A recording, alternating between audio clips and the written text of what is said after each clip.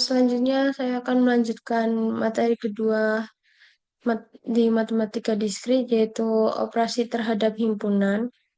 Operasi terhadap himpunan adalah proses matematis untuk menggabungkan, membandingkan atau mengulang elemen-elemen dari satu atau lebih himpunan untuk mendapatkan himpunan baru. Jadi di sini terdapat operasi dasar. Operasi ini melibatkan beberapa jenis operasi dasar, yaitu yang pertama ada irisan intersection dengan lambang seperti ini, dan yang kedua ada union atau gabungan dengan lambang seperti ini. Yang ketiga complement yang dengan notasi A, C, X termasuk himpunan U dan X tidak termasuk himpunan A. Yang keempat terdapat selisih atau differences yang dengan notasi A, selisih B.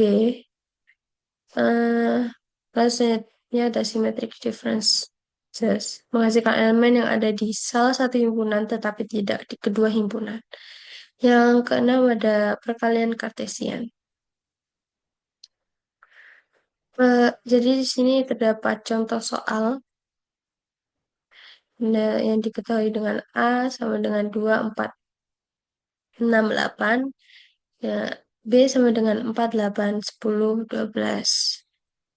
Ditanyakan A selisih B, yang kedua A union B, yang ketiga A selisih eh yang ini irisan, yang ketiga selisih. Lalu jawabannya seperti ini.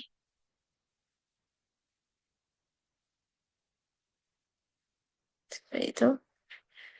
Baik, kita lanjut kesimpulan. Jadi kesimpulan kali ini adalah operasi himpunan adalah dasar penting dalam matematika diskrit yang digunakan untuk mengelola dan menganalisis hubungan antara himpunan. Masing-masing operasi memiliki sifat dan aplikasi tertentu yang bermanfaat dalam berbagai konteks. Lalu di materi ketiga kita mendapatkan materi prinsip inklusi dan atau eksklusi. Prinsip inklusi eksklusi atau PIA adalah aturan dalam teori himpunan yang digunakan untuk menghitung jumlah elemen dalam gabungan beberapa himpunan dengan menghindari perhitungan ganda pada elemen-elemen yang muncul di lebih dari satu himpunan. Jadi dari rangkuman PPT yang berada di LMS, yaitu di PPT tersebut terdapat poin-poin penting, diantaranya adalah diagram Venn dan operasi himpunan, prinsip inklusi-inklusi, himpunan kuasa atau power set, prinsip dualitas, dan himpunan ganda atau multiset. Jadi di sini terdapat contoh soal sederhana. Dengan diketahui 20 siswa mengikuti futsal dilambangkan dengan A dan 18 siswa mengikuti basket dilambangkan dengan B. Ditanyakan berapa banyak siswa yang mengikuti salah satu kegiatan dan berapa banyak siswa yang tidak mengikuti kegiatan futsal maupun basket. Jadi di sini ada 33 siswa yang mengikuti salah satu kegiatan dan ada 7 siswa yang tidak mengikuti kegiatan futsal maupun basket. Di kesimpulan kali ini, prinsip inklusi-inklusi adalah alat yang kuat untuk menghitung elemen dalam gabungan beberapa himpunan tanpa perhitungan ganda, digunakan dalam berbagai bidang seperti kombinatorika, probabilitas, dan analisis data. Lalu yang keempat terdapat relasi partially ordered dan diagram Hess.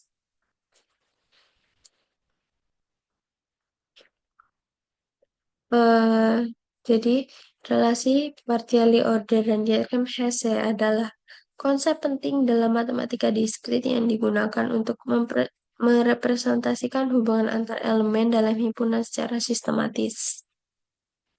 Jadi di sini terdapat poin-poin penting dari PPT.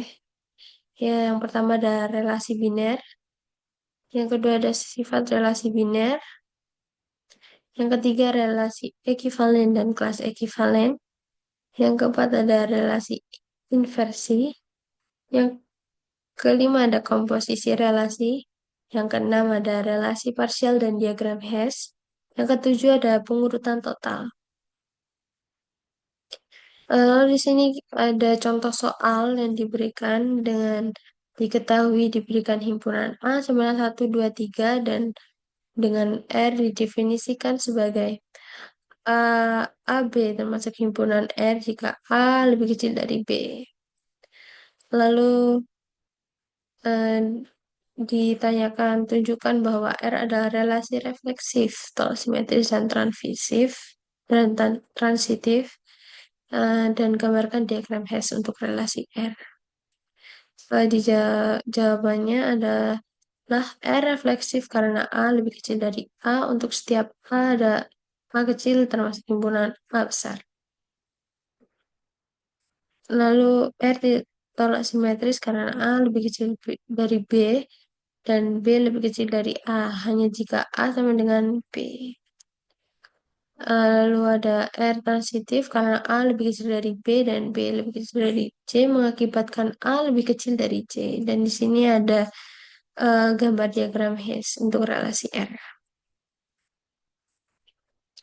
Simpulannya adalah konsep relasi mengurutkan parsial dan diagram Hess yang membantu memahami struktur dan hubungan dalam himpunan. Relasi ekivalen membagi himpunan ke dalam kelompok yang serupa, sedangkan relasi parsial dan diagram Hess berguna dalam analisis hierarki dan pengurutan elemen. Lalu yang di sini ada materi kelima yaitu materi fungsi adalah sebuah relasi khusus antara dua himpunan di mana setiap elemen dalam himpunan asal domain dihubungkan dengan satu elemen dalam himpunan tujuan yaitu kodomain. Eh, Komponen fungsi sendiri ada domain, kodomain, dan range atau jarak. Dan ada notasi juga, yaitu jika F adalah fungsi dari A ke B ditulis F sama A ke B.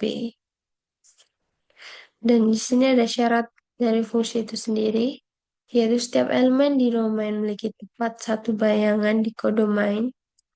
Tidak boleh ada elemen di domain yang tidak dipetakan. Dengan contoh fungsi seperti ini.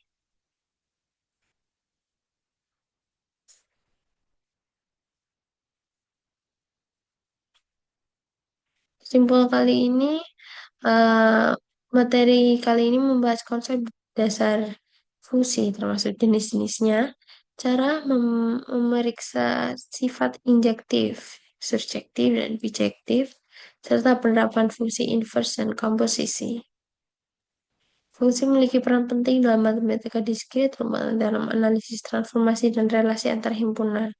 Fungsi khusus seperti full, shielding, dan modulo memberikan alat untuk memecahkan berbagai masalah komputasi dan teori bilangan. Lalu kita lanjut ke ke materi 6 yaitu permutasi. Permutasi adalah pengaturan atau penyusunan ulang elemen-elemen dalam suatu himpunan ke dalam urutan tertentu.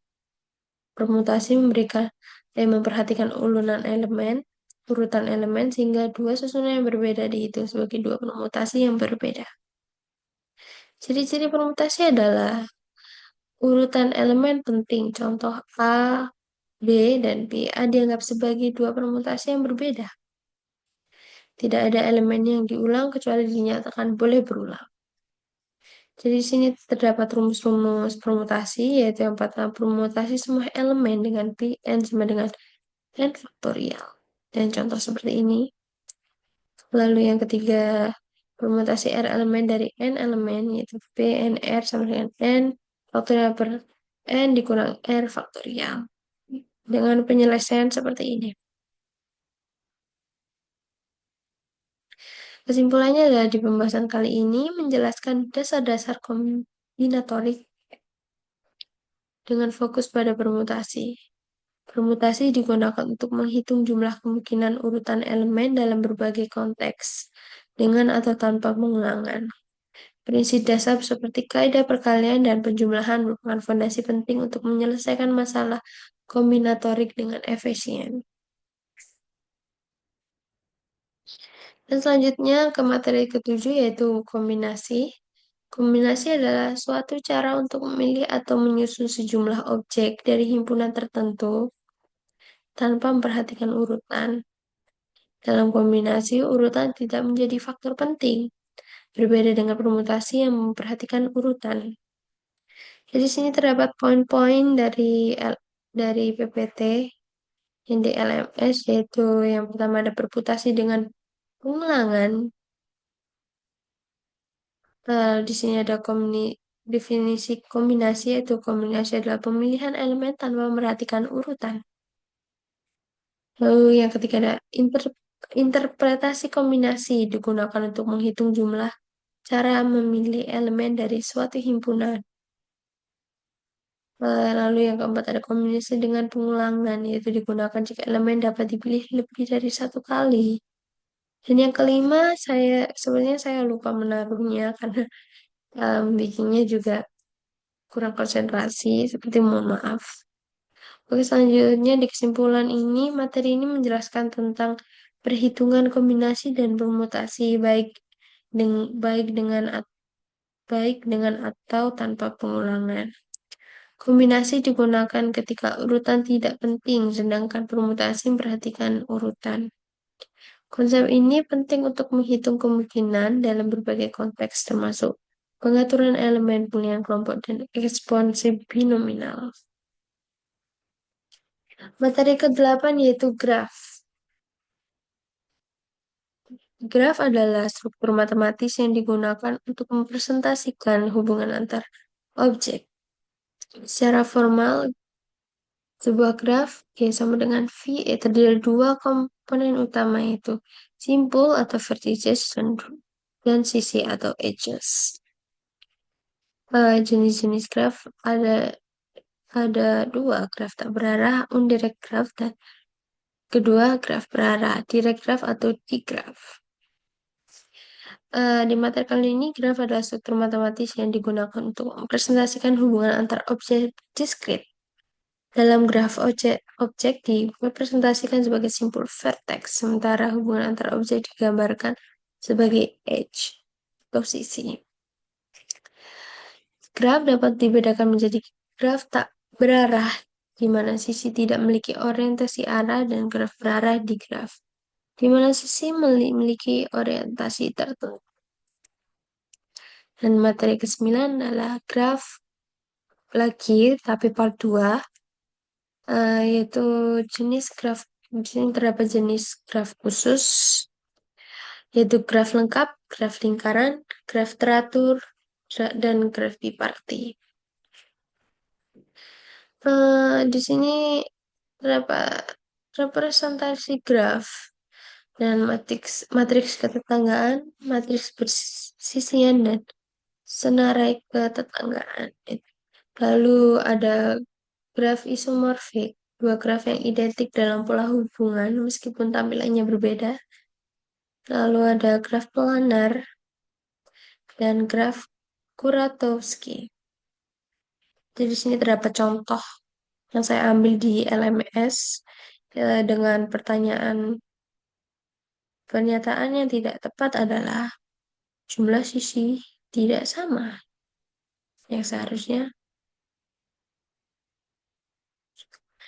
ya, jumlah sisi tidak sama itu karena sisi sini dan sini termasuk sisi yang berbeda karena terdapat simpul di sini, jadi ini termasuk sisi yang berbeda. Ini termasuk sisi yang dapat dihitung. 1, 2, 3, 4, 5, 6, 7, 8. 1, 2, 3, 4, 5, 6, 7, 8. Itu. Jadi kita beralih ke materi 10, yaitu graf Euler dan Hamilton. Graf Euler adalah sebuah graf yang disebut graf Euler jika memiliki sirkuit Euler. Di apa itu sirkuit Euler? Adalah lintasan yang melewati setiap sisi dalam graf tepat satu kali dan kembali ke simpul awal.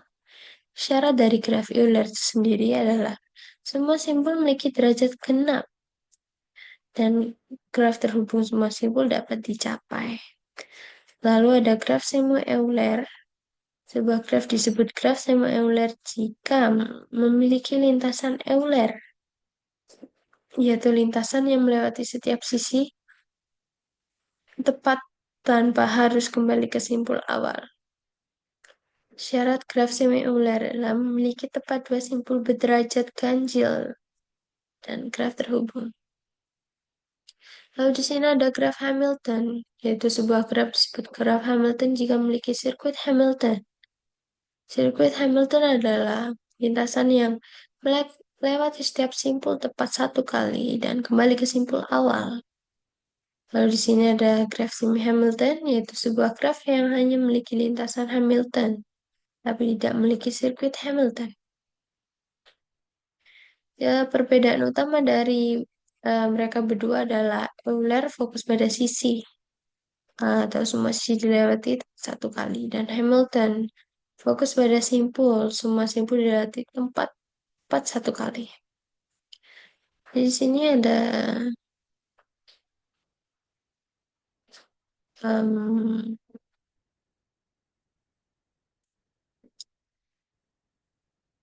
contoh soal dari LMS dengan pertanyaan dari graf di atas terdiri dari 3 sirkuit Hamilton karena Hamilton sangat perhatikan si simpul dan tidak berulang. Seperti sini, ke sini, ke sini.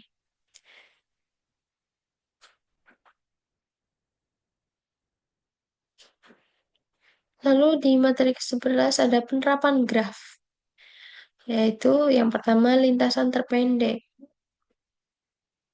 dengan seperti digunakan seperti menentukan rute dengan bobot total minimum seperti jarak, waktu, atau biaya. Contoh algoritma ada Dijkstra di, di pengaplikasian jaringan transportasi, pengiriman pesan, dan logistik. Lalu yang kedua ada traveling salesperson problem atau TSP.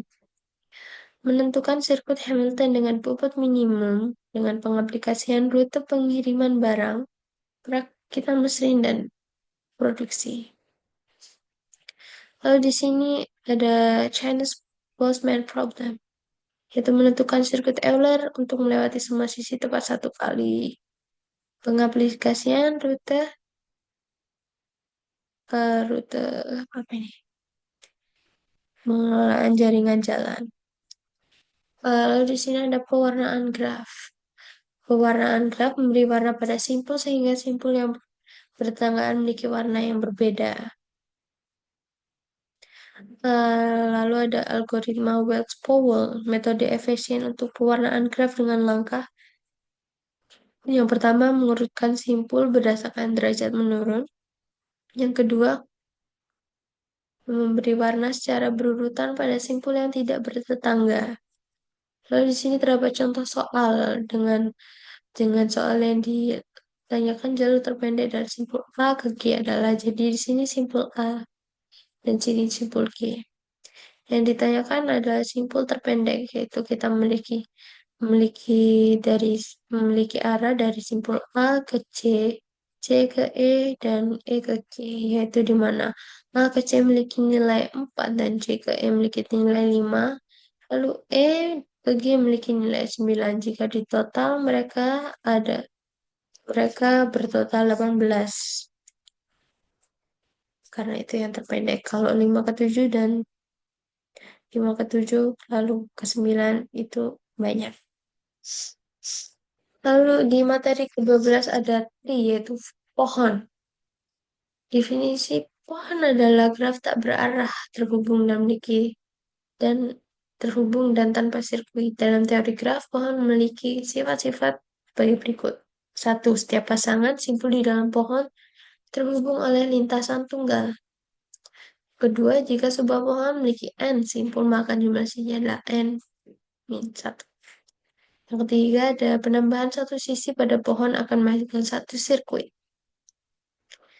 Lalu ada jenis-jenis pohon. Yang pertama ada pohon berakar yang memiliki akar dengan hierarki anak, orang tua, daun, dan simpul dalam. Yang ketiga ada pohon biner Setiap simpul memiliki maksimal dua anak, bisa penuh atau seimbang. Yang ketiga, pohon terurut, urutan anak penting.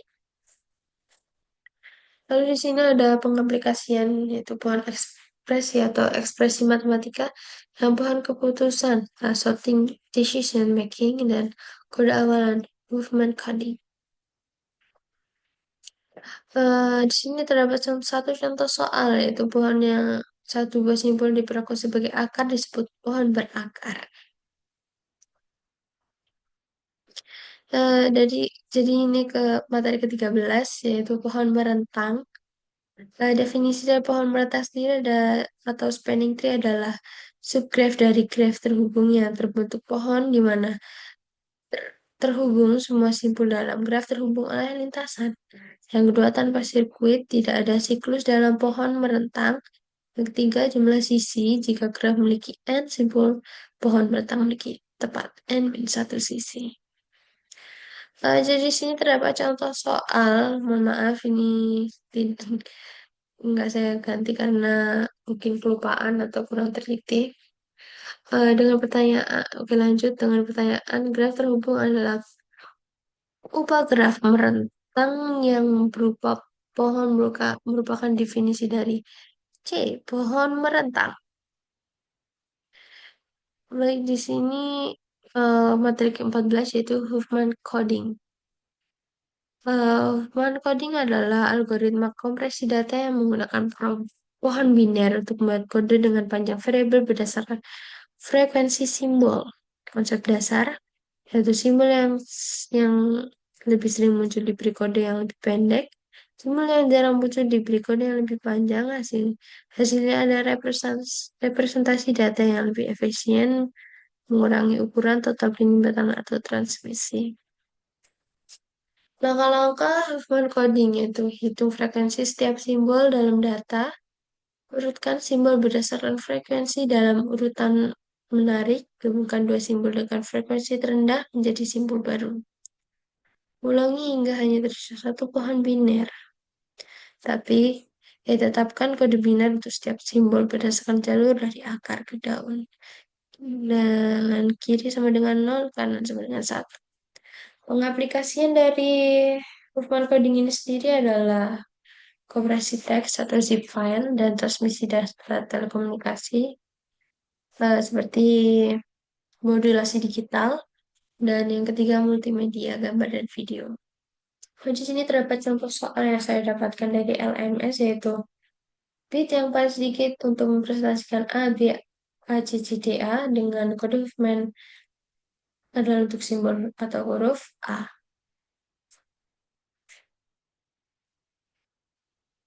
Baik, jadi itu uh, rangkuman dari semester ini, dari materi pertama sampai materi ke-14.